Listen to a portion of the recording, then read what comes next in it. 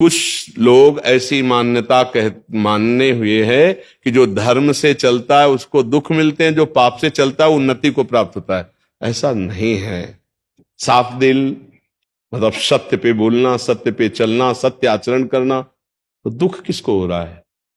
किस बात का दुख हो रहा है? आप बोलिए हमें, क्या दुख हो रहा है? सत्य पे चलने वाला दुख से संबंध रखता है, ना सुख से संबंध रखता है। वो तो सत्य से संबंध रखता है, और सत्य तो आनंदमय है, दुख सुख से परे है आनंद।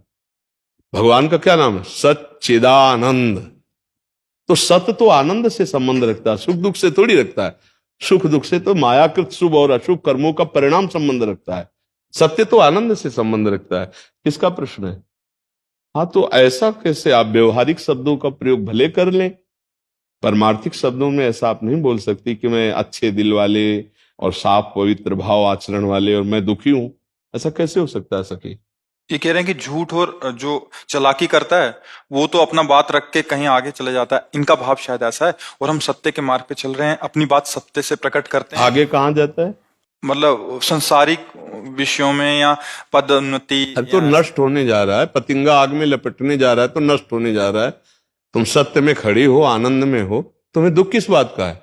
कोई असत्य बोल रहा है तो नहीं, असत्य संपातक पुंजा, कोई चालबाजी कर रहा है, गंदी आदत कर रहा है, आपको लग रहा है उन्नति को जा रहा है। हमने कई बार कहा है, किसी दंडनीय अपराध करने वाले अपराधी को चार लोग गोदी में लेके ऊपर चढ़ा रहे हैं, तो ये उसका सम्मान नहीं है, ये ऊपर से पटकने जा रहे हैं उसको।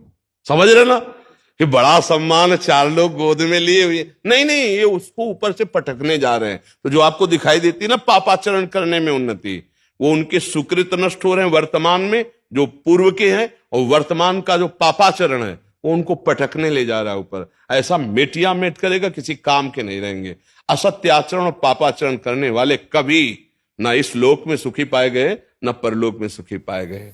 ये मर्जी ऐसा होता है कि मर्जी जैसे कोई एक किसी भी नौकरी में वो रिश्वत लेके पैसा लिया, गाड़ी आ गई, बहुत बड़ा दिख रहा है, ये एक सत्य मार्ग से इसके चल रहा बाद है। हाईवे पे एक्सीडेंट हुआ, पूरे परिवार सहित उसी में जल गए, ये नहीं मानते हो? चकनाचूर हो गए, ये नहीं मानते हो? हम कह क्या रहे हैं, हमारी बात को समझो। चार आदमी उसको गोदी में लेके ऊपर 8 खंड में जा रहे, तो उन्नति नहीं है, ये ऊपर से पटका जाएगा, कोई नस नाड़ी शुद्ध नहीं रहेगी। तुम अधर्माचरण को उन्नति मानोगे, पापाचरण को कभी उन्नति मानोगे? कभी नहीं। ये खूब अनुभव की बातें हैं, बड़े बड़ों को देखे हुए है। पर महाराज ये दिखता नहीं है, वो तो उन्नति दिखती है वो। नहीं, लौकिक दृष्टि नहीं, परमार्थिक दृष्टि हो तो समझ में ऐसे उन्नति। हमें लगता है सखी धर्म पे चलने वाला और सत्य पे चलने वाला दुखी कैसे हो सकता है? ये तो हमें समझ में नहीं आता है। दुखी नहीं हो सकता। अव्यवस्था को दुख मानते हो अगर, तो ये अव्यवस्थाएं कोई टिकाऊ नहीं। अगर थोड़ी देर के लिए किसी को अनुकूलता मिलती तो थोड़ी देर के लिए प्रतिकूलता मिलती है। मात्रा स्पर्शास्तु कौन्तेय शीतोष्ण सुख दुखदा आगमा पाइनो अनित्यास्तास्ति तिक्षस्व भारत। इनको सहन करे जो दुख सुख की बाहरी व्यवहारिक परिस्थितियां, सत्य पे चलने वाले को परम आनंद की प्राप्ति होती है। भगवान का नाम सत्य है, भगवान सत्य नारायण है, भगवान सच्चिदानंदमय है। ऐसा भाव ही नहीं करते, ऐसा निगेटिव भाव बैठा लेंगे ना आप, तो फिर आप ना तो सत्य पे चल पाएंगे और ना आप सुखी हो पाएंगे। महाराज जी वो थोड़ी देर के लिए ही बस होता है।